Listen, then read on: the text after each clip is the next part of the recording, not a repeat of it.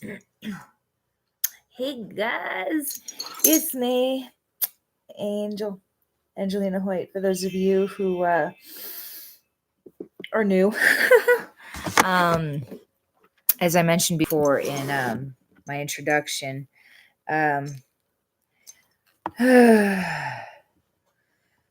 me a second. Doing multiple things at once, which we all know is just something we all do. Oh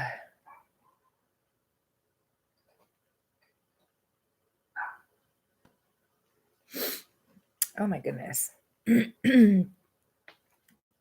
So anyway, I don't do music in the background because apparently when you do music, you have all these copyright issues. Even if you've downloaded the music or you bought it off the Play Store or App Store or whatever you want to call it, there's a tendency for them to be all like, excuse me, that is not yours. You cut your video, blah, blah, blah, even if you make it clear that you don't own the copyrights. So I've decided to try to eliminate that. And it's not that I can't do editing. It's just that I don't want to, because the whole point of me doing videos like this is for them to be as real and as raw as possible. Anyway, today's topic, because I couldn't think of anything else at the moment, to start with would be bullying and how much of an issue it has become.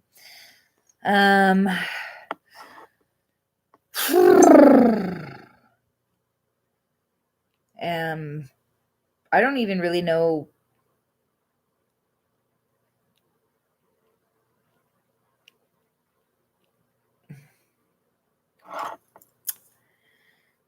I'm pretty sure all of us were bullied at one point in time. You know, we've all experienced it.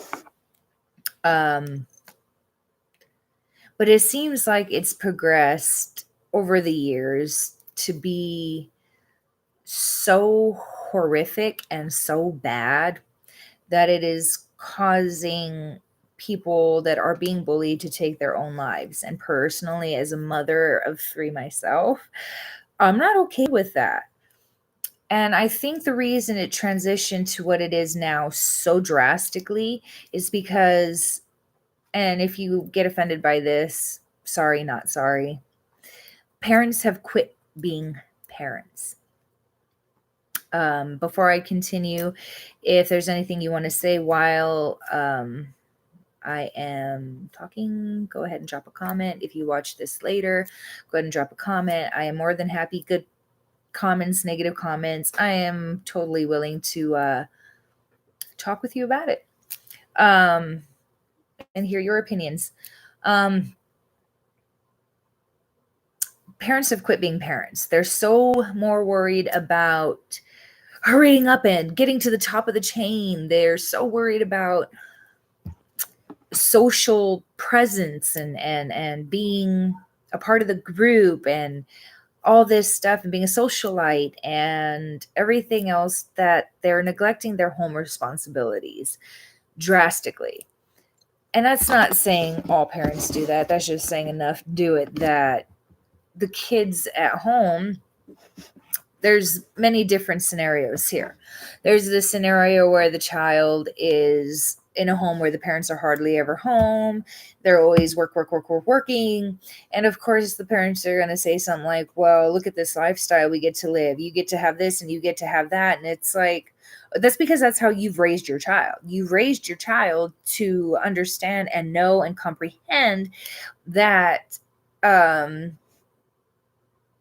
they can have whatever they want, right? They can get whatever they want. You'll buy them whatever they want. Hence, in my opinion, buying their love. You're not really there establishing the rules. You shout out a few things here and there. You do a sit down talk, but it's never really important and meaningful because you, as the parent, are not there. You're replacing yourself with materialistic items and or other people to do the parenting for you. And that is where you're messing up. And you might say, well, my kid is a great kid. And it's like, so you're telling me that you are there every second of every day. You are present in everything that they do. and you know the ins and the outs of their friendships, their teacher student relationships. You're aware of absolutely everything. You can guarantee you are absolutely aware of everything. I think not. And that's just a personal opinion. I could be wrong. I'm not saying I'm 100% correct, and I'm not saying I'm 100% wrong. I'm just saying. What I've noticed in the time since I've been a mother and since I was a kid, the huge change. Now, when I was bullied in school, it hurt my feelings. It made me feel like I was a worthless piece of crap that didn't belong on the face of the earth. And I was just hated, you know. And a lot of times I was teased because I wear glasses. I was teased because I was extremely skinny and petite, and that is not my fault. That is just my DNA. That is just how I'm built. And I can't help the fact that I wear glasses. I have to. I need to be able to see. But at that point in time, that was just a thing. You were a four-eyed geek, you were a pencil, you were a pole, you were all kinds of things just because you were different. But it wasn't to the point where well, I can't say that because there was a lot of things going on in my life personally, outside of school as well as in school, where I just wanted to take myself out of the equation. So I admit I did try taking my life many times and for many years.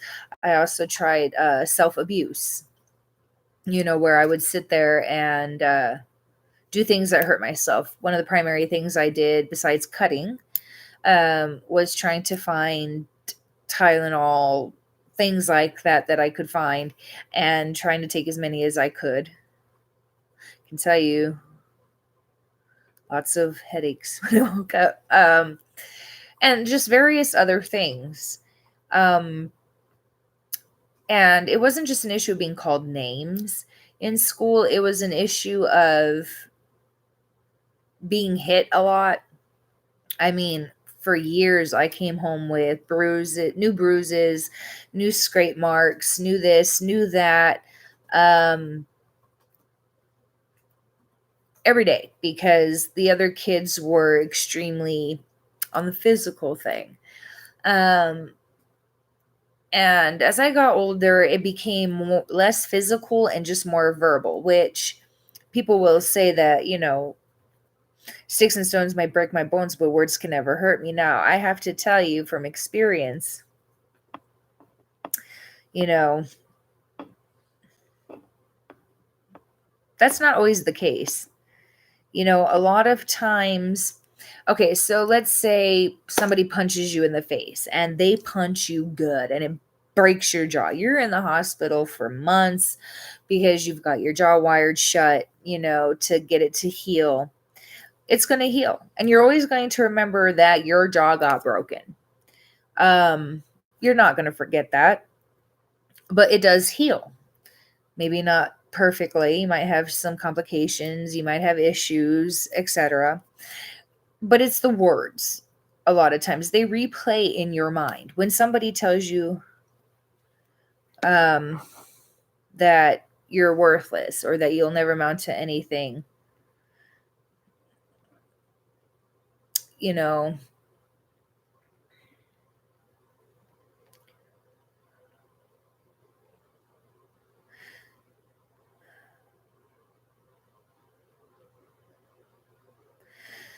trying to think of a way to word this. Um,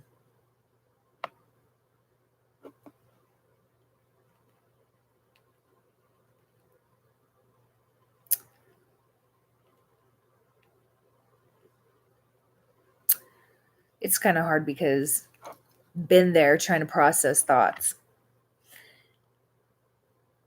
It's not mainly just about being told you're worthless.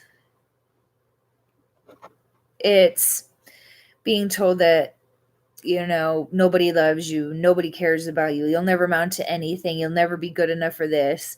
And it may not always be in those exact words, but it is in just the generality of how they say things to you that make you feel that way. And, you know, it affects you. You begin to believe it. You know, you begin to believe that you're ugly. You begin to believe that you're not smart enough, that you're never going to be good enough. And it plays a huge role in who you become. A lot of times it takes a turn for the worst, and people end up feeling, especially kids, they end up feeling like nothing they ever do, no matter how hard they try, is never going to be good enough.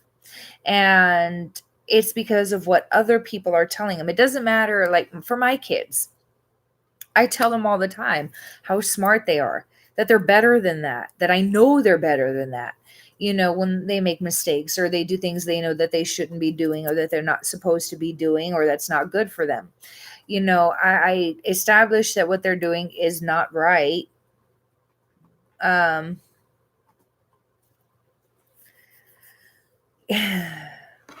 it's the things you say to your children, the things you say to kids, things that you allow to be said or done has an impact, whether you believe it or not.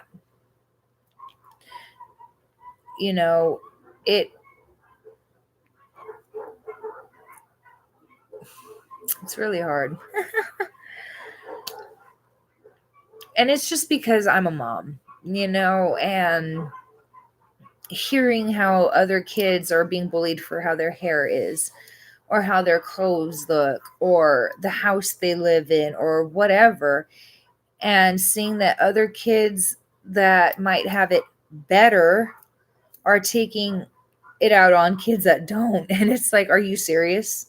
So because your parents are never home and can afford to buy you a brand new $1,000 phone every month because you could care less, and that they can buy you another $1,000 phone, so you destroy the one you've got just because you want a new one, or they can buy you the latest clothes and the latest fashion, and they give you money all the time to go and do whatever you want. So they are taking it out on other kids who can't have that. That is where, like I said, it comes back to you as the parent, because if you can provide your kid everything they want, I'm not saying that that's necessarily a bad thing, but it's not a good thing either, because where are you teaching them responsibility? Where are you teaching them earning the things that they want? Where are you teaching boundaries and rules and everything else? Like, honestly, it drives me crazy because, I'd love to give my kids the world. Honestly, I'd love to give them everything that they want, but then what kind of parent would I be? They wouldn't have rules. They would just be like, well, mommy and daddy, they'll just buy us anything. We don't have to do anything. And yet you have to go to work to make all that money that buys them whatever they want. Where are they learning earning and responsibility? And that's where you end up with kids that feel like they're entitled to everything. They feel like everything should be handed to them on a silver platter. Then you have the parents that will buy out teachers and principals and schools, and so these kids are getting favored because of how much money mommy and daddy can spend. And then there's these kids that can't even afford school lunch, because mom and dad can't afford it. Literally, they're both working 2 to 3 jobs at a time. They can't be home because they have to work all those jobs just to pay rent and put food on the table, which is still not enough. So where does it end? Where does it get to a point where everybody is truly helping each other? Because honestly, at the end of the day, where's that $1 million going to get you when you've already got all the cars you want? You've got the houses, you've got the vacation properties, you've got all this and all that. And then just like that, you did. What did all that money do for you? It got you a whole bunch of shit that you can't take with you when you die. So what is wrong with just being comfortable? What is wrong with just having enough to provide for your family comfortably and easily? You don't have to stress about the bills because they will get paid, no problem. You don't have to worry about food on the table. That'll happen, no problem, and all of that stuff. And just taking that and it being enough. Why is there this gross need to have $1 million things and $1,000 things, like $100,000 things? Me personally, I rent right now. Okay. I can't afford to buy a house. No matter how much me and my husband try, we cannot afford to buy a house right now. We hope to in the future. But it doesn't have to be anything fancy. It doesn't have to be some top of the line with the newest uh appliances and the most fanciest gated community where everybody's got their nose in the air and the wives all pretend to care about each other, but they really don't because they talk shit about each other like all the time. Ain't no need for any of that. It's not going to benefit me. It's not going to do anything good in my life except drive me crazy. So why not just find a nice cheap house that we can afford to buy that fits our family, and that's it. Leave it there. I don't need to have a fancy, expensive car with it fully loaded and all these extras and crap like that. As long as it can get me from point A to point B, I don't care. And most people shouldn't either. But that's the problem with society is they tell us we have to have all this just to fit in. Why do you want to fit in anyway? What is the point in fitting in? So you can have more friends that you can talk shit about? And excuse the language if there's anybody that doesn't like profanity around. I've tried to cut it out, but it keeps finding its way in, so screw it. But you might be thinking, well, what does any of this have to do with bullying? And to be completely honest, everything. Because like I said, society is telling us that we need all of this stuff to make it in the world. And we believe them because we look at the Hollywood stars and the famous people and it's like, well, they have that car. I want that car too. And all kinds of crazy crap. And it's ridiculous. But because of the fact that people want to use this money as the everything in their world, it is causing the rich kids to take it out on the poor kids. And that's not fair. Not to mention there's also abuse in the home. And this is where I get a little bit more irritated than anything. Your kid gets a bad grade and this and this and this happens and you're getting calls from the principal and blah, blah, blah. So your kid gets home and instead of sitting down with them and trying to have a conversation with them and saying, hey, you're getting bad grades, you're not paying attention in class, what's going on? And trying to have a one-on-one with them without the yelling, without the beatings, without the whatever, just sitting down with your kid and having an actual conversation with them. Because believe it or not, you sit there and you think that they don't understand what you're talking about. Their minds can't comprehend that, but yet you expect them to comprehend the crap that they teach in school. So if you expect them to comprehend the crap that they teach in school, I can guarantee you they can comprehend your conversation. But you need to make sure you're talking to them at their age level because you can't talk to a 7-year-old like you would a 13-year-old because their minds ain't quite there yet. You can try and you can get little things in there so that you build their mindset, but you got to work with their age. I have a 13-year-old, a 12-year-old, and a 10-year-old. And with my 13-year-old, I can talk to her like I would an adult.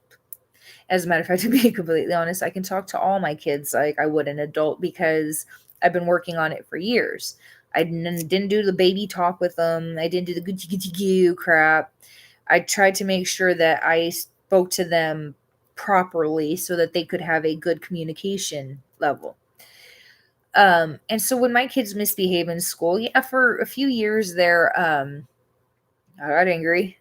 But at the time I wasn't in a very healthy relationship. So my response to my children and my children's responses to things were all on edge and way out there and crazy and not good because of the lifestyle we were in. Now that we are in a more happy and peaceful relationship and home, the responses to things are a lot more peaceful and a lot more calm. And so once that has me wanting to tell you that the lifestyle you live in affects your behavior. It affects everything. So when my kids misbehave before I'd yell and I'd get crazy and it would just be a huge mess. And so they responded to that and they misbehaved even more because it was just a lot. And now that we're in a more peaceful environment, I'm more peaceful. So when they have issues where they mess up and they make mistakes and they do things wrong, I try to approach it in a much calmer manner. I try to talk to them. I try to find out what's going on in your mind that is causing you to do this behavior. What's happening? Is there something somebody's saying to you? Is there something going on that I don't know about? Is somebody hurting you? What's going on that is causing you to do this? And sometimes there's a conversation. Other times there's hesitance. Other times it's one of those, okay, I'm just going to leave it because talking to you right now isn't working. But know that I'm here for you and I'm ready to talk when you are. That lets them know that they can take the time they need to process their feelings and their thoughts and figure out how to put it into words. But that's where you as the parent, if you're going to go that route, you need to make sure that you are there for them when they need to talk to you. Not know, oh, I'm busy, and it's talking to a friend or whatever. That's when you tell your friend, I will call you back, or hey, I got to go. I will see you later. My kid needs me right now. And you make your child a priority. And that's the biggest thing, is you need to make your kid a priority, or your kids your priority. Not how much money you make in, not how many friends you got, not if you can make it down to the dealership to get that $50,000 car. Your child needs you right now. And going back into the abuse part, if you're abusing your child in any way, shape, or form, verbally, physically, whatever, that is going to turn them into the bully. 9 times out of 10, if not the suicidal one, because they're going to take the anger they're getting at home, and to make themselves feel better about their life at home, they're going to go treat somebody else like crap and bully them and pick on them. And of course, you're going to have the followers, and these followers are only following because they don't want to get their butt kicked by this guy or girl. So they're going to follow and fit in. And now you've got 6, 7 kids picking on one.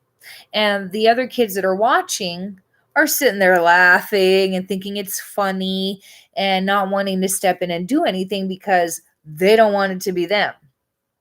So they allow it to happen. And this poor bullied kid doesn't know what the hell's going on, what they did so wrong to deserve being treated like this. But I'm pretty sure your kid, the one that's now the bully, is wondering what the hell they did so wrong that you ignore them. You don't pay attention to them. You think that money can buy everything and you're not being a parent. The amount of children that are committing suicide because of bullying is out of hand. Every parent wants to know why. Well, how about you take some more time to pay attention to your children on all aspects, whether they're the bully or the bullied. Pay more attention to your kids. Get more invested in their life. Their life should be most important to you.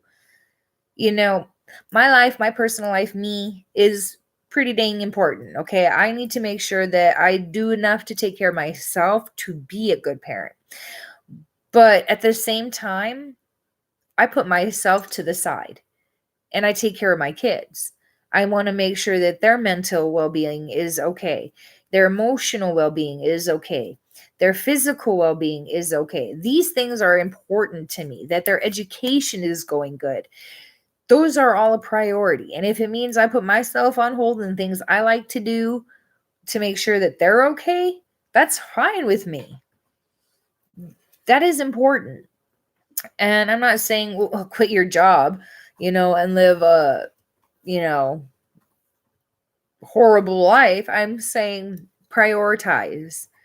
You don't have to jump up there and be the new president of the company or even the vice president or whatever higher status there is. You don't have to do that. If you are making ends meet and your family isn't really hurting, Everything seems to continuously be working itself out. There's an even flow in your home financially and all that. Why not just stay there? That way you can make your kid a priority, because the more hours you work, the more you dedicate yourself to that job, the less attention your kids are getting. And the more they're on social media, the more they're doing these stupid challenges, which to me is another form of bullying. I mean, really? Tide Pod Challenge and whatever other newfangled crappy ass challenges there are now. Like, you parents get so mad when you find out that your kids are doing these challenges, but where were you when they were looking up these challenges? Where were you when they were sitting there with their friends talking about these challenges and thinking of doing them? Where were you when it needed to be explained that these things and these things, no matter how cool it seems, are dangerous? Where were you for all of that? Because there's always signs. There are always, always, always signs that something is going on. No matter how cool your child pretends to be, there's always something going on that should get your attention, that says something ain't right here. What's going on, kiddo? And that's what I asked my oldest, especially because my younger two are with their dad right now in Washington. So I've got my oldest with me. There's times throughout the day, and I'm pretty sure it drives her nuts, but there's times throughout the day she'll be doing something. I watch her facial expressions, I watch her body language, and if it changes, I'm like, "What's up, child?" And of course, the answer is usually nothing. It's like, "Oh, you look pissed off. What's the matter? Somebody said something made you mad?" And sometimes she's like, "No." Another time she'll tell me it's a video she watched or a chat conversation she's having or whatever. But that's me being invested in my child, and so invested that I see things that she may not notice that she's doing that get my attention. And I'm not saying I just don't do anything all day long and I just stare at my kid all day, because no, I do things. I'm a stay-at-home mom because I'm disabled and unable to go to work. So I do things. I do knitting and crocheting to try to make extra money to help my husband. I converse with friends on Facebook that need help and advice. But I'm a stay-at-home parent and I do homeschooling. So I have the time and the ability to pay attention to my child. Those of you who work might say, "Well, I don't have all that." And it's like, well, when you are home, what are you doing? On the times you're not at work, what are you doing? Where is your child? Are they confined to their room because you don't want to deal with them? Are you forcing them to go out to the mall or go be with friends because you don't want to deal with them because it's your day off, so you just want to do what you want to do? That's, in my opinion, wrong. I'm not saying never go out and have fun with friends and have you time or a date with your spouse, because you need that. You need to have you time to. But when the you time is so frequent that your poor kid hardly ever sees you, doesn't know what's going on in your life, you don't know what's going on in theirs, that's where it's wrong. Parents need to go back to making their children a priority. Parents need to go back to being invested in their child's life, establishing rules, establishing boundaries, making consequences for those things, so that you can quit sitting there going, "Well, I don't know why my kid ended up in jail or on drugs or 16 and pregnant." Maybe if you had been there more, that wouldn't have happened. And a lot of you may disagree with the things I have to say, and that's fine. That's what the comments are for. You can share your views, you can share your opinions. If there's something that you want to touch on more and have a debate about, I'm all for it, because I believe that we as parents have fallen off the face of the earth. We've started not giving a crap, and hence the generation we have today, where everybody's being a bully and the bullied are killing themselves. And in between those are the overly sensitive crybabies who want to cry because they participated but didn't do a good enough job to actually win, and they think that they deserve everything and all kinds of craziness. And it's like, okay, when I was a kid, you actually had to do a good job. And no matter how much you practiced, no matter how much you tried, usually there was always somebody that some way, somehow did better than you. Maybe it's because they had more tools to help them. Maybe they had somebody tutoring them. Maybe they just are really good at it. And that was okay because you congratulated the first place winner, the second place winner, and the third place winner. And then everybody went home. Everybody else got a round of applause for trying and was told, hey, try again. Maybe next time you'll get it. And that was the end of it. Now everybody gets a little trophy just for standing there. And what does that teach our generation today? That teaches them you ain't got to do nothing. Just show up and here you go. No, that's not going to work. But that kind of stuff, and also talking about Common Core and stuff like that, and how school policies are going to be another topic, because that is like a whole kit and caboodle all by itself. The most important things I can stress is be there for your kids. Make your kids a priority, and not just in buying them stuff and making sure they have everything they want, because giving them everything they want gives them the sense of entitlement, and hence creates a bully that makes other people who can't get those things feel like they don't belong and they don't fit in, and that's not fair. Teaching your kids that they have to earn things that they want teaches them responsibility, it teaches them good behavior, and it teaches them not only that they can't have everything that they want, but that they can't treat other people like crap because those people can't have it either. Maybe not ever, but teach your kids boundaries, teach your kids rules, teach your kids how to be better people, how to be kind, and teach them just how to be decent human beings, because that is like the biggest thing. I'm pretty sure there's going to be floods of negative comments, if any. And that's okay, because you're entitled to your opinion just as this is my opinion.